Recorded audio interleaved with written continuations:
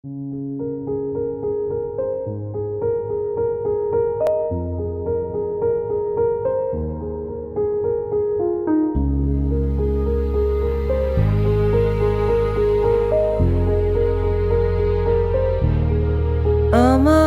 ক্লান্ত বিকেল, বুকে হাওয়া লাগিয়ে হাঁটা কতটা পথ হেঁটেছি গন্তব্যহীন চেনায় শহরের গলি। তোদের মাঝে যখন থাকি আমি, পৃথিবী তখন আপন লাগে। তোরা ভুলে যাস না কখনো আমাদের বন্ধুত্ব রঙিন কোনো ঘুড়ির মতো।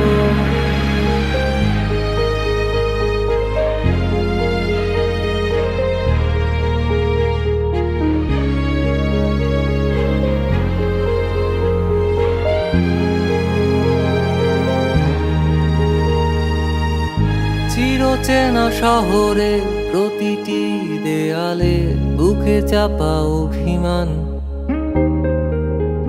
তাও প্রতি প্রহরে চোখে স্বপ্ন নিয়ে বেঁচে থাকার গান। খুব বেশি না বোঝা আমার জীবনে কিছু বন্ধু নিয়ে, রাতের পরে দিন, দিনের পরে রাত, এই অভিযান। সন্ধ্যা নামার আগে ঘামে ভেজা শরীরে বাড়ি ফেরার তারা। আমার শহুরে জীবনের গল্প লেখে যারা, তোদের বলি আমার ক্লান্ত বিকেল, বুকে হাওয়া লাগিয়ে হাঁটা কতটা পথ হেঁটেছি গন্তব্যহীন চেনায় শহরের গলি। তোদের মাঝে যখন থাকি আমি, পৃথিবী তখন আপন লাগে। তোরা ভুলে যাস না কখনো আমাদের বন্ধুত্ব রঙিন কোনো ঘুড়ির মতো।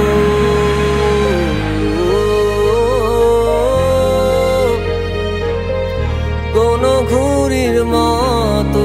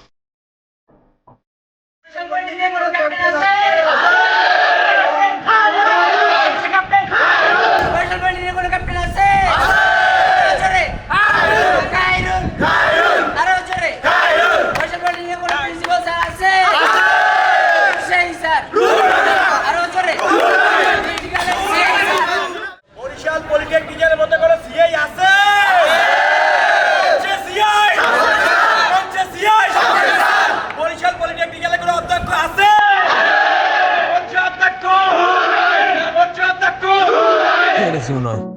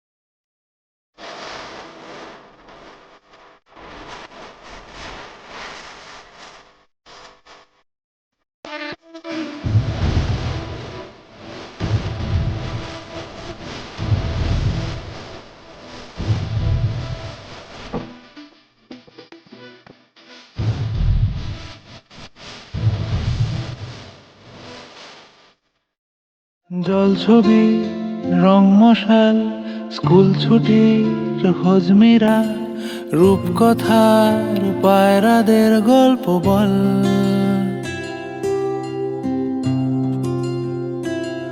বন্ধু চল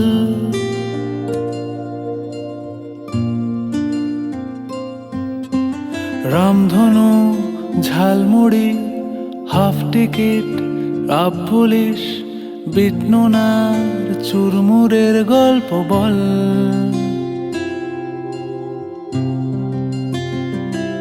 বন্ধু চল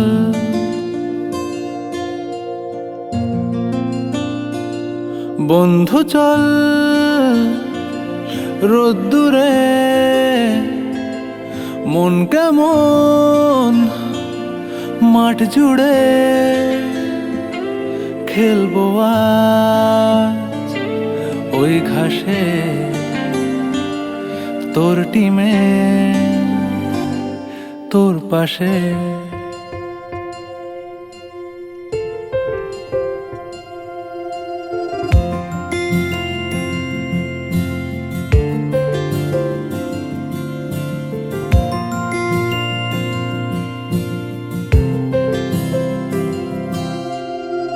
কড়াই অ্যান্টেনা হাত চিঠি হাফ প্যাডেল আয়নার জলপরীর গল্প বল বন্ধু চল সাপ লুডো চিত্রহার লোডশেডিং সুখ তারা পাঁচ শিকের দুঃখদের গল্প বল। বন্ধু চল, বন্ধু চল, বলটা দে,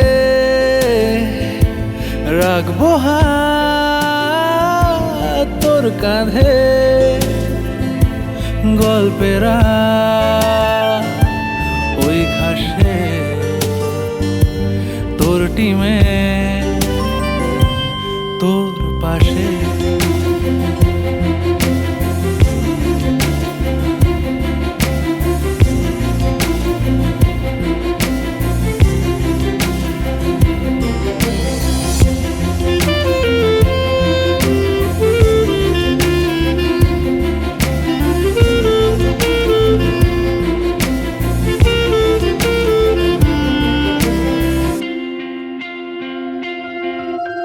ভাড়া করা সাইকেল রেসগুলো ছুটছে ব্যাক পাশে। ধোঁয়া ধোঁয়া নৌকার ছাইগুলো উড়ছে এক পাশে।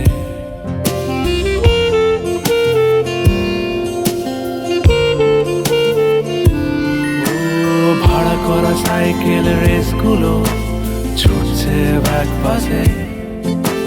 খালি গায়ে নৌকোর ছাইগুলো উড়ছে এক পাশে। সেলোফেনে মুড়ে রাখা রাং তারা সাদা কালো অ্যালবামে। সন্ধ্যের আরতির শাঁখ বাজে বন্ধুর ডাক নামে। বন্ধু চল, বলটা দে, রাখবো হাত তোর কাঁধে। গল্পেরা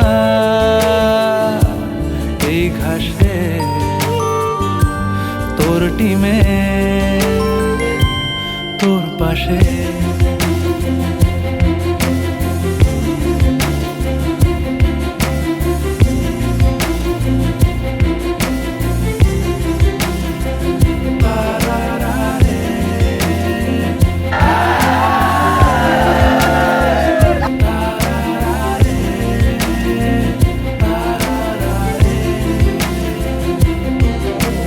জল ছবি, রং মশাল, স্কুল ছুটির হজমিরা, রূপকথার পায়রাদের গল্প বন্ধু চল।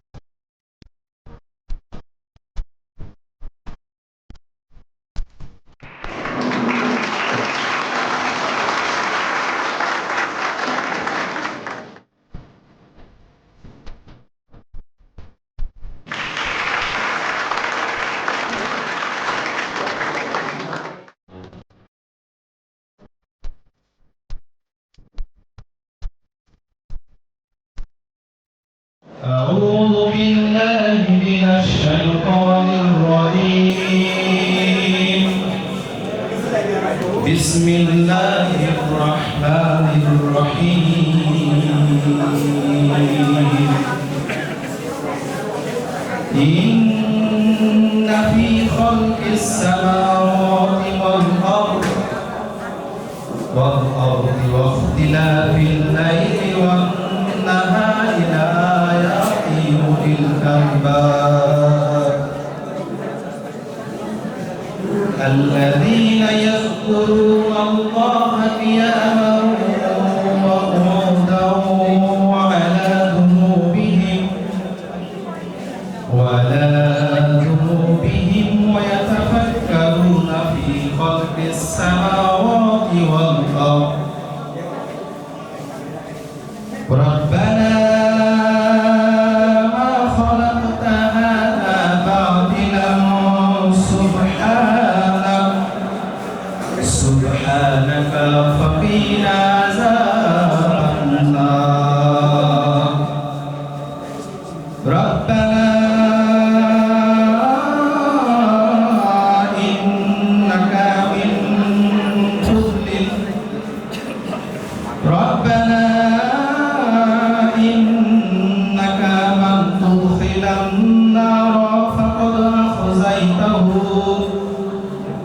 وما للظالمين من أنصار صدق الله المولانا العظيم নমস্কার সবাইকে। ওম তৎসৎ ওম তৎসৎ ওম তৎসৎ।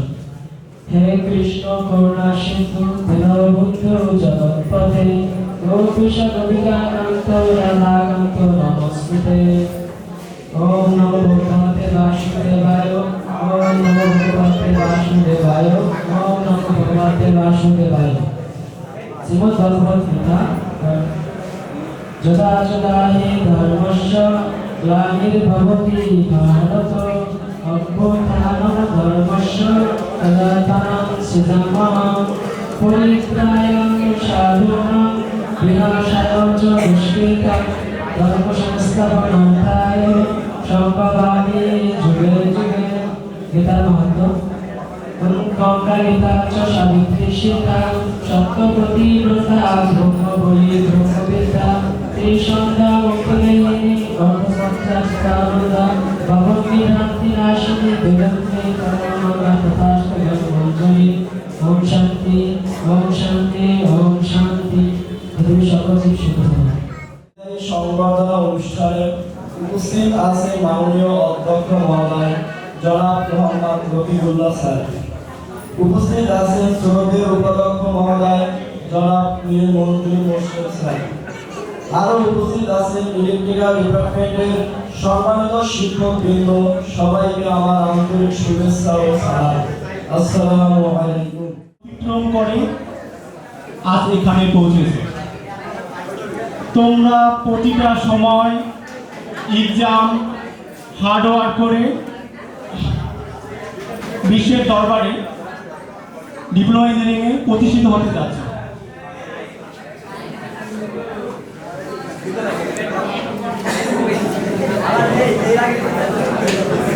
আসলে আমার খুব খারাপ লাগতেছে, আমার বেশি সময় হয়নি এই প্রতিষ্ঠানে, মাত্র 2 বছর হবে চলল।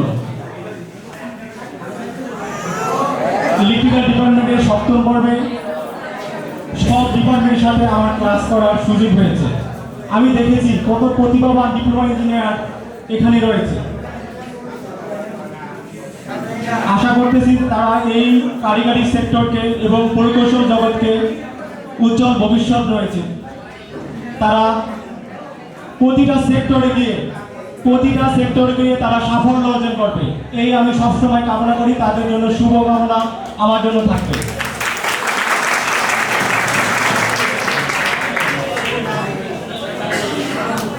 আমি স্বপ্ন দেখি আমার এই ছাত্ররা ডুয়েটে পড়বে।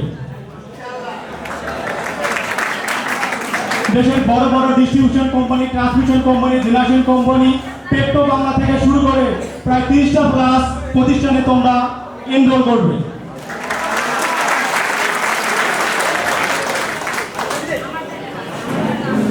এই জন্য দরকার তোমাদের মনোবল, শক্তি, এবং সেটা তোমাদের মধ্যে আছে, আমি দেখতে পেরেছি।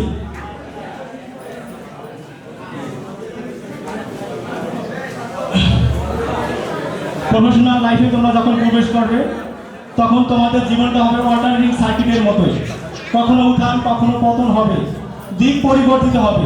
তবে তোমরা কখনো এই ডিপ্লোমা ইঞ্জিনিয়ার কখনো পথভ্রষ্ট হবে না, ওই পথকে তোমরা অতিক্রম করবে, এটা আমি বিশ্বাস করি। শর্ট সার্কিটের মতো ফলকে তোমরা অতিক্রম করে সেটাকে ফাইন্ড আউট করে ট্রাবল শুটিং করে জীবনের প্রতিটি পথে তোমরা এগিয়ে যাবে, এটাই আমি বিশ্বাস করি।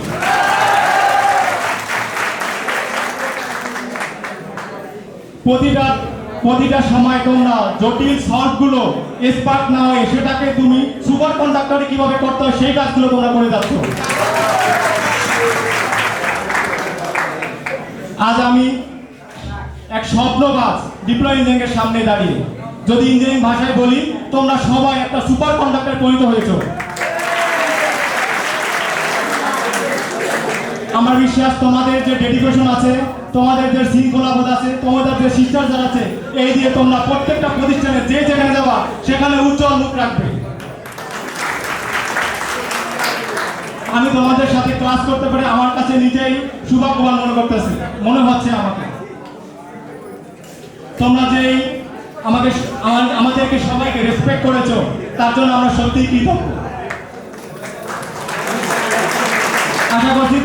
আশা করছি তোমরা যেখানে যাবা বৈশাখ পলিটেকনিকে তোমরা সবসময় স্মরণে রাখবা এবং বৈশাখ পলিটেকনিক মুখ উজ্জ্বল করবা। তোমাদেরকে বলতে চাই যে আমি নিজেও একজন ডিপ্লোমা ইঞ্জিনিয়ার। আমিও আজ এখানে দাঁড়িয়ে আছি, একটা সময় তোমার ওখানে ছিলাম, কিন্তু কঠোর অধ্যবসায়ের ফলে আজ আমি এখানে এসে পেতেছি।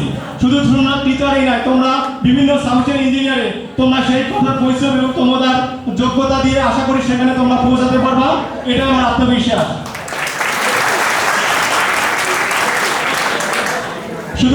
শুধু সরকারি প্রতিষ্ঠানেই নয়, তোমরা কেউ যদি উদ্যোক্তা নিতে চাও, উদ্যোক্তা হতে চাও, তাহলে সেখানে তোমাদের কঠোর মর্ম নিয়ে তোমরা যে কোনো একটা প্রতিষ্ঠান দাঁড়াতে পারবা। সেরকম স্বপ্নবাজও আমি আমার স্টুডেন্টদেরকে দেখেছি এবং তারা এখানে বিদ্যমান রয়েছে। একাডেমিক কার্যক্রম অনেকের খারাপ হতে পারে, তবে তোমরা ভেঙে পড়বা না কখনো। জীবন শুধু সিজিপিএ মাত্র একটা সংখ্যা, এটা দিয়ে কোনো মেধার মূল্যায়ন নয়।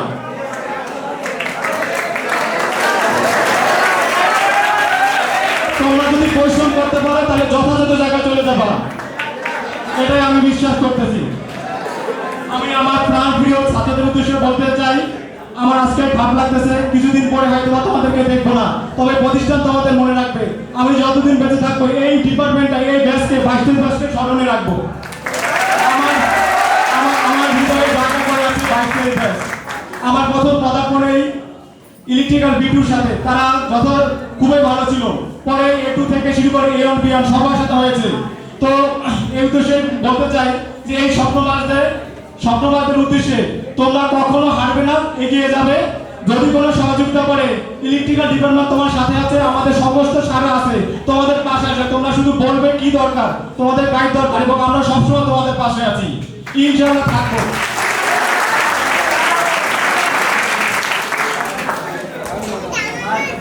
উচ্চশিক্ষার জন্য শুধু ডুয়েটে আরো 2টা ইঞ্জিনিয়ারিং কলেজ তোমাদের জন্য হতে যাচ্ছে এবং শুধু এটা ডিপ্লোমা ইঞ্জিনিয়ারিং জন্য থাকবে। তোমরা আশা করি সবাই টেকনিক্যাল জ্ঞান রাখো এবং গ্লোবাল বিজনেসের সাথে পরিচিত হয়ে যাচ্ছ এবং তোমরা হচ্ছে আর্টিফিশিয়াল ইন্টেলিজেন্সের সাথে এই সম্পর্কে জ্ঞান রাখছো।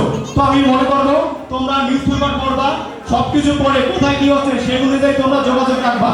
কখনো যদি ইঞ্জিনিয়ারিং কলেজগুলো চালু হয়ে যায় তোমাদের জন্য, সেক্ষেত্রে যোগাযোগ রেখে তোমরা সেখানে ভর্তি হয়ে যাবা। উচ্চশিক্ষার বিকল্প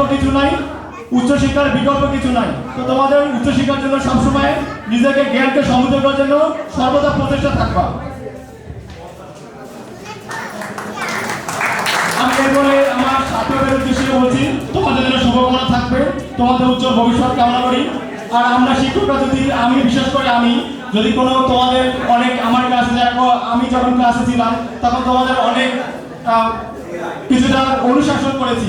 তো সেক্ষেত্রেও যদি কেউ ঠিক না থাকে, আমি তোমাদের চাচ্ছি যে কোনো ভুল কিছু হলে আমারও থাকতে পারে, তো আশা করি ক্ষমাসুন্দর দৃষ্টিতে সেটা দেখবা।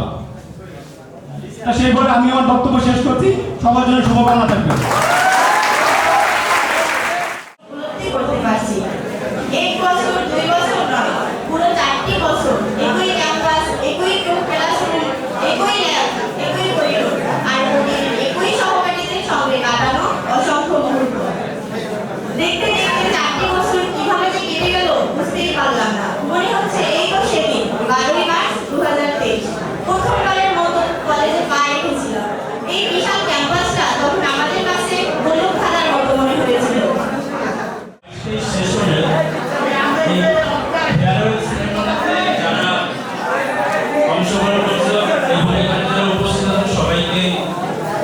প্রথমত শুভেচ্ছা জানাই, অভিনন্দন জানাই যে আজকে এত সুন্দর একটা অনুষ্ঠান আয়োজন করার জন্য। প্রথমত কথা, তোমাদের যারা আজকে 7 সেমিস্টার স্টুডেন্ট যারা আজকে বের হয়ে যাচ্ছে, বলতে গেলে মানে আমি ব্যক্তিগতভাবে বলতে চাই যে তোমরা মানে আমার কলি।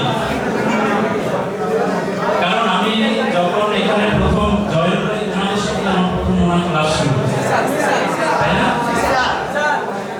তাহলে সামনে কি তোমাদেরকে কলিগ হিসেবে পাবো না? এই আশা কি রাখতে পারি না?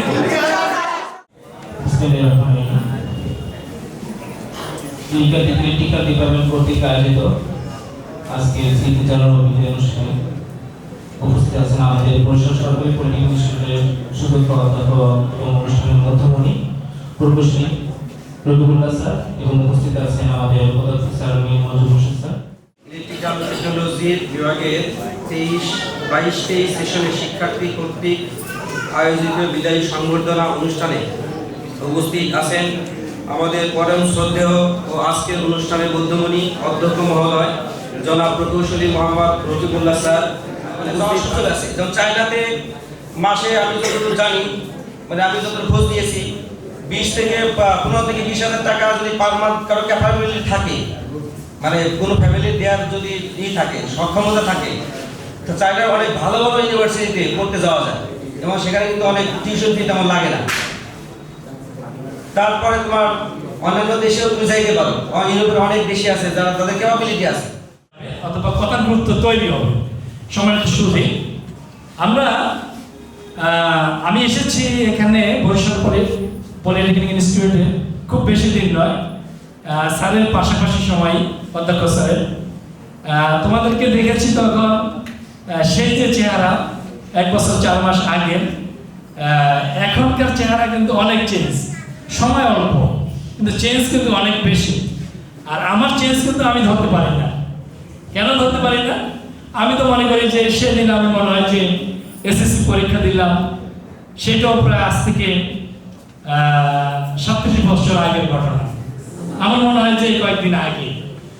তো এই সময়টা তোমরা এখানে ভর্তি হয়েছো 4 বছর আগে, 3.5 বছর কিংবা 3 বছর আগে। এখানে যখন আসছো তোমাদেরও এরকমই মনে হবে যে খুব অল্প সময় সেদিন আসলাম এই পলিটেকনিক ইনস্টিটিউটে। এখন চলে যাওয়া অথবা শিক্ষা সমাপ্ত করার একটা পর্যায়ে চলে আসছে। তো এখানে এই যে চলে আসাটা, এই অবস্থানে এই যে পরিবর্তন, সেই পরিবর্তনটা সময়ের পরিবর্তন, পরিবেশের পরিবর্তন, নিজেদের পরিবর্তন, তোমাদের মানসিক পরিবর্তন, তোমাদের জ্ঞান অর্জনের যে পরিবর্তন, এই পরিবর্তনটা যারা ইতিবাচক দ্বারা নিয়ে আসতে সক্ষম হয়েছ তারাই সফলকাম হবে। এবং যারা এখনো পারোনি, অনেকে পারার অবশ্য এখানে লেভেল রয়েছে, কেউ একটু বেশি পেরেছ, কেউ একটু কম পেরেছ।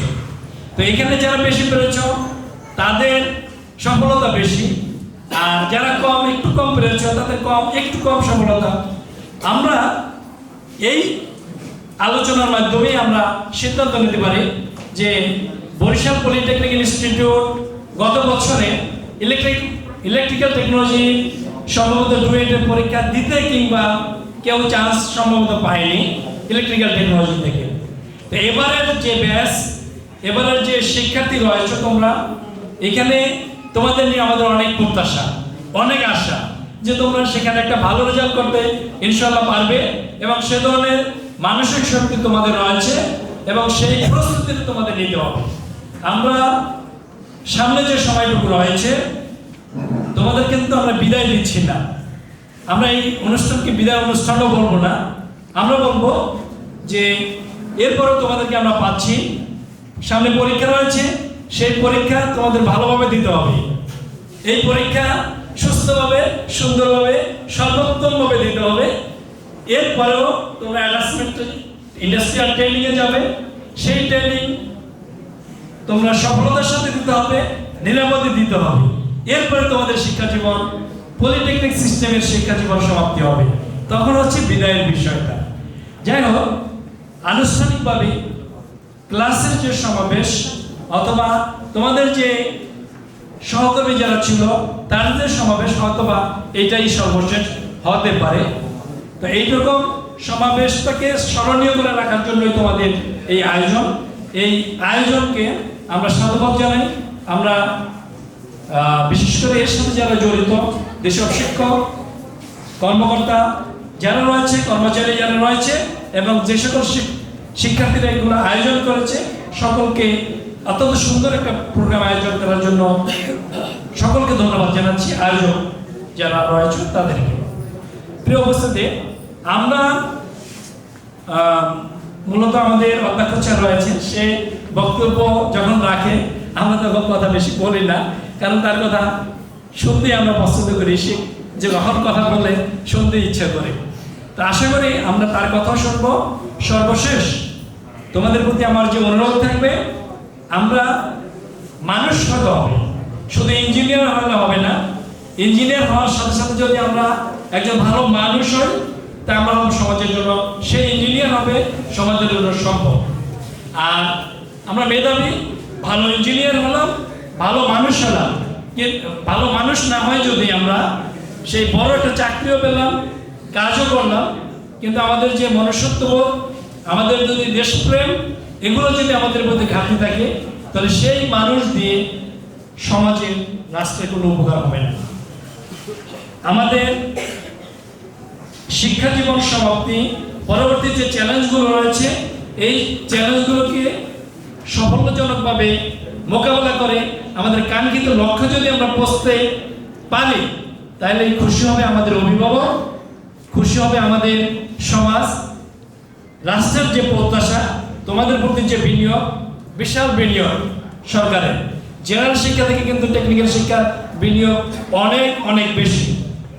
রাষ্ট্রের এই বিনিয়োগের একটা প্রত্যাশা থাকে, সেই প্রত্যাশাগুলো তোমরা পূরণ করতে সক্ষম হবে।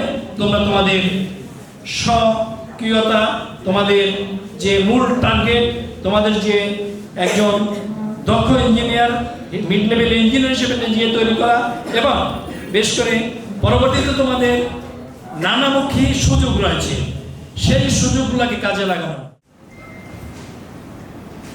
আমি 35 বছর ধরে চাকরি করি। আমি নিশ্চিত অনেকের জন্ম হয়েছে আমার 15 বছর চাকরি শেষ হওয়ার পরে। তো তোমাদের কাছে আমাদের অনেক শিক্ষা আছে, এটা আমি মানি। অনেক কিছু হয়তো তোমরা জানো যেটা আমি জানি না, অথবা তোমাদের প্র্যাকটিসে অনেক কিছু আছে যেগুলো আমার দ্বারা সম্ভব নয়। তথাপিও বলি, সেই আদি যুগ থেকেই সবচেয়ে বড় কথা হলো, যখনই তুমি শেখো, যখনই তোমার ভর্তির দরকার হয়, তাহলে 3 মাথাওয়ালা লোকের কাছে যাই। মানে 3 মাথা বুঝতেই পারে বয়স্ক মানুষের কাছে পড়েছে। অভিজ্ঞতার কোনো বিকল্প নেই।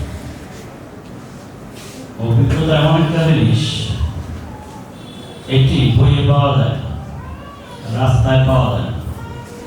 এটি ওই যে আগে যে গুরু শিষ্যের বিষয় ছিল না, গুরুর কাছে মন্ত্র নিতে যেত, তখন শিখত, সেইভাবে অভিজ্ঞতাটা নিতে পারে। সেজন্য ধৈর্যের দরকার। আমি 1990 সালের কথা বলি, আমার একটা চাকরি দরকার। তখন আমার একজন আত্মীয় বললো যে, তুমি SBA ট্রেডার্স একটা কোম্পানি আছে, ওখানে তুমি যাবা, তোমার চাকরি দিবে।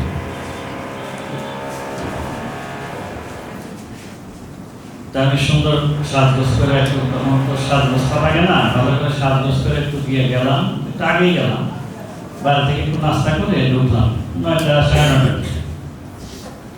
বললাম যে স্যার আছেন নাকি? আছেন, আপনি একটু বসেন। সোফাতে বসে দিলাম। সোফাতে তো বসে আমার তো অস্থিরতা, কখন স্যারের সাথে দেখা, স্যার কখন বলতে যে কালকে থেকে আসেন, পরশু থেকে আসেন, অথবা আসেন। এরকম আস্তে আস্তে টেনশন বাড়তেছে, হার্টবিট বাড়তেছে, এই সময় যাচ্ছে। তো আমি যে এই স্যারের যে ইয়ে আছে, তারা বলি, স্যার আপনাকে বসতে বলছি। 11টা 12টা 1টা বাজার পরে বলতো যে স্যার একটু বাইরে যাবে, আপনি লাঞ্চ করলে বাড়ি থেকে করে আসেন। তো বাড়িতে লাঞ্চ করলাম, আবার আসলাম। আসার পরে চা দিল, এরকম। আমি বলি স্যার, বলে স্যার ব্যস্ত আছে। বললাম আমার তো এই যে এরকম অফিসার সাধারণ সাহেব পাঠাচ্ছেন, একটু বলে। আমি বলছি, তো কি বলে? বলছে যে আপনাকে অপেক্ষা করতে হবে। আসার সময় হয়ে গেল এবং অফিস শেষ হয়ে যাচ্ছে। উনি বেরিয়ে বলে, আপনি আসছেন, সাধারণ সাহেব আপনাকে পাঠাচ্ছেন, কালকে আসেন। এখন একেবারে মরা মানুষ তো রেখে দেওয়া, সারাটা দিন বসা। তো পরের দিন গেলাম, পরের দিন যাওয়ার পরে উনি আমাকে একটু হাসলো, আচ্ছা আপনি তো বসেন। আমি সেদিন দিতে পারবেন, আজকে বসবো না, যা হবে আমি। বিয়েকে বললাম যে আপনাকে বসতে বলছে, আপনি বসেন। ভাই একটা দিন বসে দিলাম, সারাটা দিন। বা আপনি চাকরি করবেন কিনা সেটা আছে ব্যাপার। আপনাকে সারা বছর আমি তো বলতে গেছি,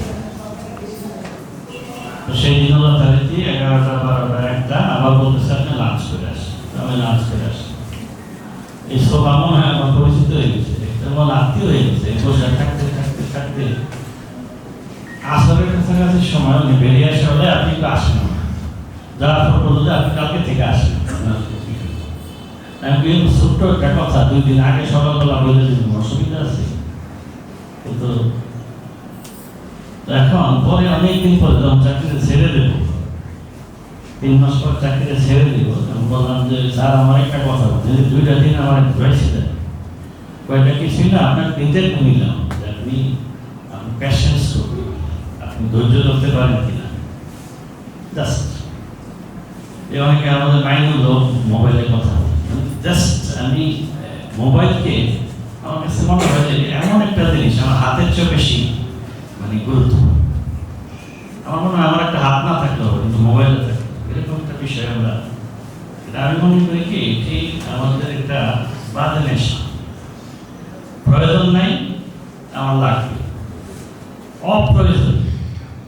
এবং আমাদের এইসব প্রোগ্রামগুলি মূলত মেইনলি নষ্ট হয় শুধুমাত্র আমার সাথে একটা মোবাইল থাকার কারণে। আমি দেখি তুমি পরস্পর গল্প বেশিক্ষণ করতে পারো না, দেখো বেশিক্ষণ একজন কিন্তু যদি মোবাইল তোমার হাতে থাকে তাহলে অনুষ্ঠান নষ্ট করার জন্য আর কোনো উপাদান দরকার যদি থাকে, কি বাদ দিয়ে দিবা না, বাদ কথা হবে না। তবে এরকম প্রোগ্রাম হচ্ছে আস্তে করে সুইচ অফ করে পকেটে রেখে অনুষ্ঠানটা এনজয় করো। তোমার জন্য এই সময়টা আরেকবার আসবে, এই টাইমটা আগামীকাল আসবে। অনেক কষ্ট করে তোমরা তৈরি করছো এই সময়টা কাজে লাগানোর জন্য, স্মৃতিময় রাখার জন্য, সুন্দর রাখার জন্য, এখন থেকে কিছু আনন্দ করার জন্য।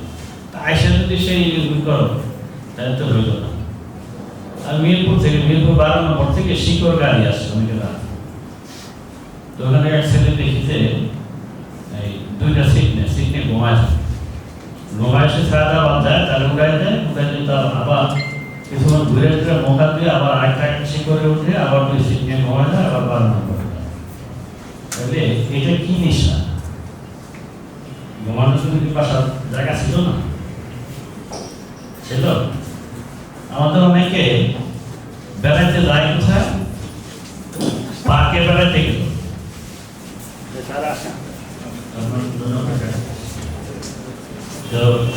পার্কে বেড়াইতে গেলে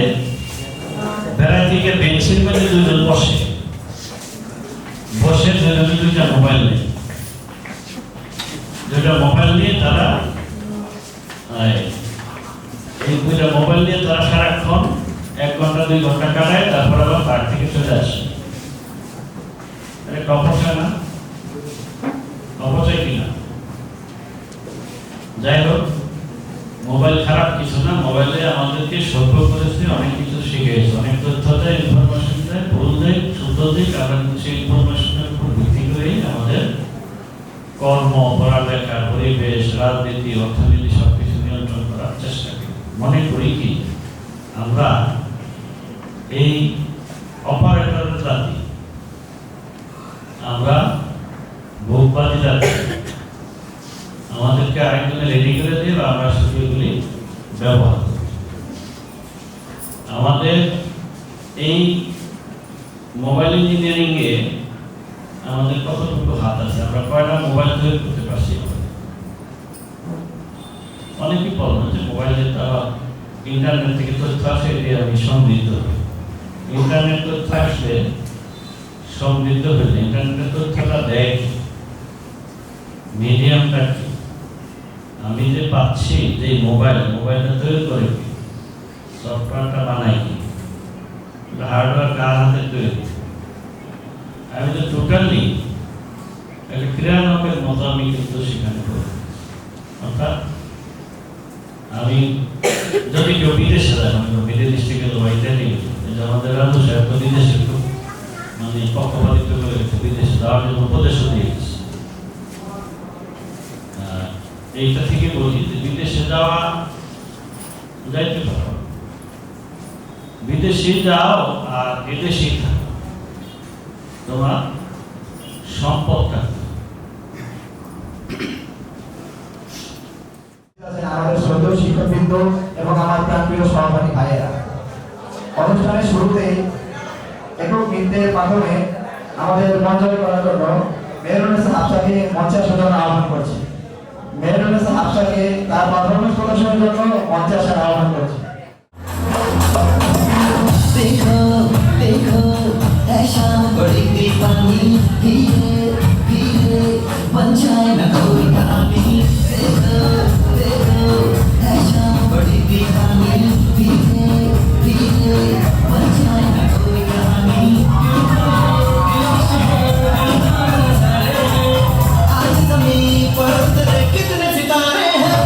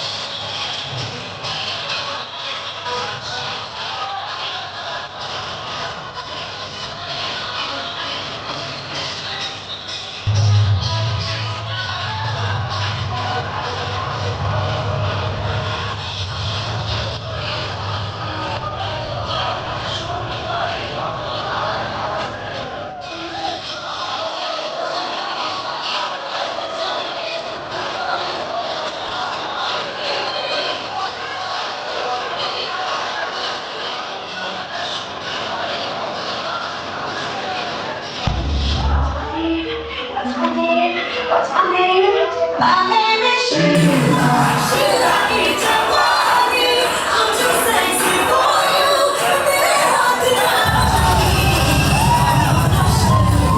Sheila Itamwani. I'm too sexy for you.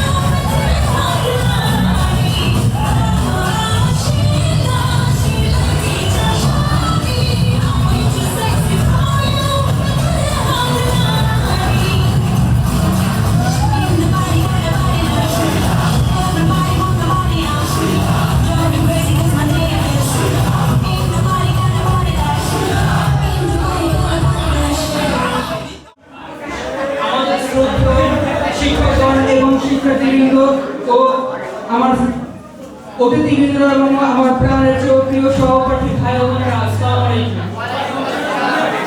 আজকের দিনটি আমাদের জীবনের এমন একটি দিন যেটি হয়তো আমরা কখনো ভুলতে পারবো না। আজ আমরা শুধু একটি শিক্ষা প্রতিষ্ঠানকে বিদায় জানাতে দাঁড়াইনি, বিদায় জানাতে দাঁড়িয়েছি আমাদের জীবনের সবচেয়ে সুন্দর, সবচেয়ে প্রাণবন্ত, সবচেয়ে স্বপ্নময় 4টি বছর। আজ যেন সময় আমাদের সামনে দাঁড়িয়ে বিরোধে বলে দিচ্ছে, কোনো গল্প কখনো শেষ হয় না, শুধু স্মৃতি হয়ে হৃদয় থেকে যায়। পেছনে ফিরে তাকালে মনে হয় এই তো সেই বুক ভরা স্বপ্ন, চোখে অজানা ভবিষ্যতের ভয়। আর এই ক্লাস কৌতূহল নিয়ে ভবিষ্যৎ পরিচিত ইনস্টিটিউটের গেটে পুস্তকান্ত প্রবেশ করেছিলাম।